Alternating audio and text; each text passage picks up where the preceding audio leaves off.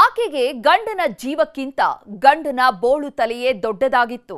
ಯಾವಾಗ್ಲೂ ಬೋಳು ತಲೆ ಬಗ್ಗೆಯೇ ಹಂಗಿಸ್ತಾ ಇದ್ಲು. ನೀನು ಸುಂದರವಾಗಿಲ್ಲ, ರೀಲ್ಸ್ ಮಾಡೋಕೆ ಸೂಟ್ ಆಗಲ್ಲ ಅಂತ ಕಾಟ ಕೊಡ್ತಿದ್ಲಂತೆ. ಇದರಿಂದ ಮನನೊಂದವ ಸಾವಿನ ಮನೆ ಸೇರಿದ್ದಾನೆ.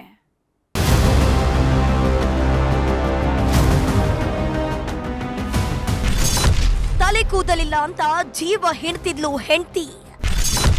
ಹೆಂಡತಿಯ ಕಾಟಕ್ಕೆ ಜೀವವನ್ನೇ ಬಿಟ್ಟ ಪಾಪದ ಪತಿ. ಈ ಗಂಡು ಮಕ್ಕಳ ಜೀವನ ಎಲ್ಲಿಗೆ ಬಂತು ನೋಡಿ. ಒಳ್ಳೆ ಗಂಡನ, ಒಳ್ಳೆ ಕೆಲಸದಲ್ಲಿದ್ದಾನ, ಸುಸಂಸ್ಕೃತವಾದಂತವನ, ಇದ್ಯಾವುದೂ ಕೂಡ ಬೇಡ. ಗಂಡ ಅನ್ಸ್ಕೊಂಡವ ಮಿರ ಅಂತ ಮೆಂಚುತ್ತಿರ್ಬೇಕು.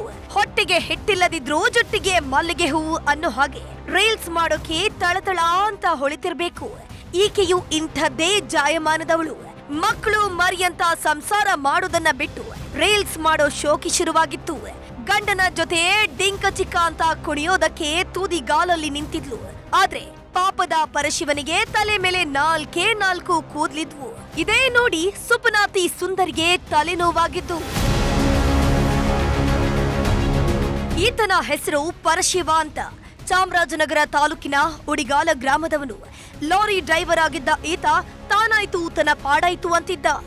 2 ವರ್ಷದ ಹಿಂದೆ ಮಮತಾ ಅನ್ನೋಳನ್ನ ಮದುವೆ ಆಗಿದ್ದು. ಜೀವನ ಅನ್ನೋದು ನರಕವಾಗಿತ್ತು. ಮದುವೆಗೂ ಮುನ್ನ ತಲೆ ತುಂಬಾ ಕೂದಲಿದ್ವು. ಆದ್ರೆ ಮದುವೆ ಆದ್ಮೇಲೆ ಅದೇನಾಯ್ತೋ ಗೊತ್ತಿಲ್ಲ. ಒಂದು ಮಟ್ಟಿಯ ಕಥೆಯಾಗಿ ಹೋಗಿದ್ದ. 8 ಆಣೆ ಪೌಡ್ರು ಹಾಕೊಂಡು ಮೊಬೈಲ್ ಮುಂದೆ ಬರ್ತಿದ್ದ ಚಿಣಿಮಿಣಿ ಚಿಂತ್ರಾಂಗಿಡಿ ತೈತಕ ಅಂತ ಸೊಂಟ ಬಳುಕಿಸ್ತಿದ್ಲು. ಒಂಟಿಯಾಗಿ ರೀಲ್ಸ್ ಮಾಡ್ತಿದ್ದ ರೀಲಮ್ಮನಿಗೆ ಸಂಗಾತಿ ಬೇಕಿತ್ತು. ಹೀಗಾಗಿಯೇ ಗಂಡನಿಗೆ ಆಡಬಾರದ ಮಾತನ್ನೆಲ್ಲ ಆಡ್ತಿದ್ಲಂತೆ. ಯಾವುದೇ ಥರ ನಿಮ್ಮದಿಗೆ ಕೊಡ್ತಿರಲಿಲ್ಲ ಅವಳು. ಸಪ್ರೇಟಾಗಿ ಅವ್ನು ಕರ್ಕೊ ಹೋಗ್ಬೇಕು. ಒಂದು ಅವನ ತಲೆಗೆ ಕೂದಿರಲಿಲ್ಲ. ನೀನು ಬೇರೆ ಹುಡುಗರ ಥರ ಇಲ್ಲ, ನನಗೆ ಸೂಟಬಲ್ ಆಗಲ್ಲ ನೀನು, ಈ ಥರ ಕಿರುಕುಳ. ಆಮೇಲೆ ನೈಟ್ ಮನಿಕಬೇಕಂದ್ರೆ ತುಂಬ ಟಾರ್ಚರ್ ಅವನಿಗೆ.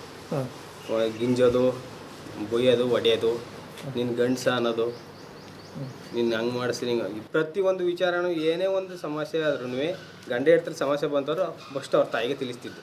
ಮುಖ್ಯ ಕಾರಣನೇ ಈ ಸಂಸಾರ ಒಡೆಯಕ್ಕೆ ಅವ್ರ ತಾಯಿನೇ ಕಾರಣ. ಹೈಫೈ ಶೋಕಿಗೆ ಬಿದ್ದಿದ್ದ ಮಮತಾ ಗಂಡನನ್ನ ಕಾಲು ಕಸಕ್ಕಿಂತ ಕಡೆ ಮಾಡ್ಕೊಂಡಿದ್ಲು. ಬಟ್ಟೆ ಕೊಡ್ಸು, ಚಿನ್ನ ಕೊಡ್ಸು, ಸಿಟಿಯಲ್ಲಿ ಮನೆ ಮಾಡ್ಸು ಅಂತ ನಿತ್ಯ ಕಿರುಕುಳ ಕೊಡ್ತಿದ್ಲಂತೆ. ವರ್ಷದ ಹಿಂದೆ ಗಂಡನ ವಿರುದ್ಧ ವರದಕ್ಷಿಣೆ ಕಿರುಕುಳದ ಸುಳ್ಳು ಕೇಸ್ ಕೂಡ ಹಾಕಿದ್ಲಂತೆ. ಹೀಗಾಗಿ ಗಂಡ ಅನ್ಸ್ಕೊಂಡವ 1 ತಿಂಗಳು ಜೈಲಲ್ಲಿದ್ದು ಬಂದಿದ್ದ. ಕೊನೆಗೆ ಊರವರೇ ನ್ಯಾಯ ಪಂಚಾಯಿತಿಯನ್ನ ಮಾಡಿಸಿ ಇಬ್ಬರನ್ನ ಒಂದು ಮಾಡಿದ್ರು.